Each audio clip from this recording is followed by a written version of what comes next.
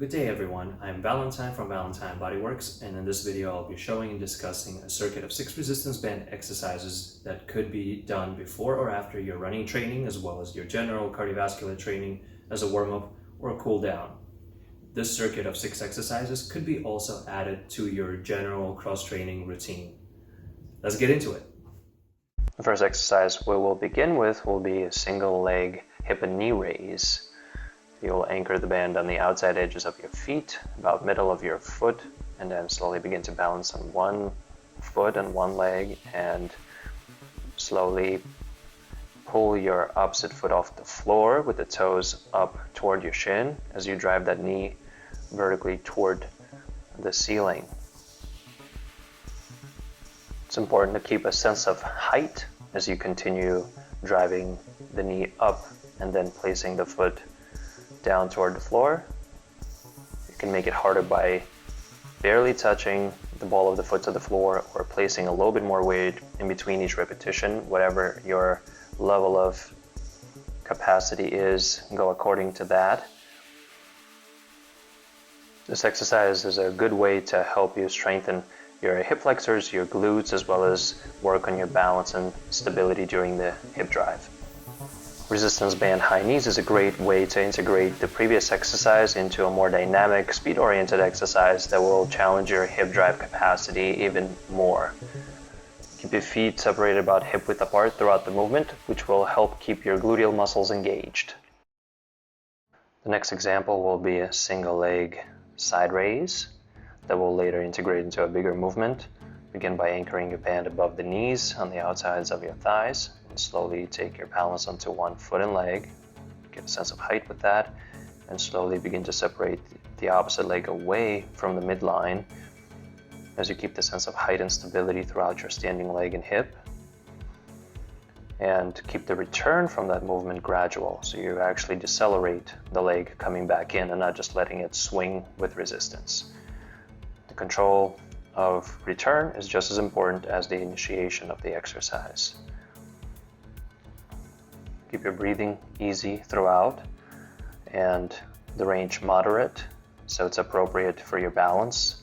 You don't really need to separate the leg more than about 25 to 30 degrees. Keep it simple, get a little hip activation on the way out, and then get that control on the way back. Next, I'll be integrating the single leg side raises with a side stepping squat exercise. Keep the band anchored in the same place and start by balancing on one foot and then slowly separating the opposite foot to about shoulder width apart stance, where you can land in a squat position and work your squat mechanics. Keep the tension on the band spread out throughout your squats. The band is a great way to give you feedback in that way, so your knees don't narrow in when you descend, and keeping them facing forward above the middle of the foot as you come up from the squat. Guide your leg in slowly. Keep good balance throughout. The next two exercises I'll be showing will have to do more with core stability and upper body strength. The first one will be plank position rows, and I'll show different variations and how you can anchor it differently. In this example, I'm anchoring one end with my fist and pulling with the other hand, so it's a knuckle plank on 3 points. That's one option if you're comfortable with that. It allows you to alternate once you warm up each arm separately because of the grip position. However, it could be difficult for some people. Make sure to keep your plank alignment throughout the movement, especially if you decide to alternate arm pulls, and keep the turning or twisting of your chest minimal. In this example, I'll be anchoring one end of the band with my whole hand flat on the floor and holding the other end with the opposite hand and pulling with that arm. So one arm pushes down through the band into the floor and stabilizes your chest position with the help of your feet. And then you can switch to anchoring. Again, one hand is flat on the floor. It's pushing down into the floor to stabilize the band as one pulls against that pressure. It's a great exercise to improve strength in the upper body and as well as improve your core stability. as well as adding to your cardio training when you begin to alternate your arms for longer periods of time. And the last exercise in this video will be band sidestepping plank with a push-up. First, you warm up the side steps with the band anchored around your wrists. Keep good maintenance of your plank as you move. And then eventually, when you get comfortable, you can add a push-up in the middle as you step one hand out.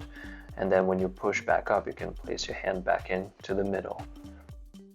Anchoring the band this way will challenge your shoulders and rotator cuff muscles a little bit more each time you move and do the push-up, which will help you develop a good sense of control and stability throughout the movement as you get the feedback from the band. Keep checking in with the maintenance of your plank throughout the movement and try to stay consistent with your core connection and arm strength. Resistance bands have long been known to be effective at adding more quality to your training by providing more emphasis on controlled movements, as well as being compact and easy to use virtually anywhere, and being a fun alternative to your standard machines.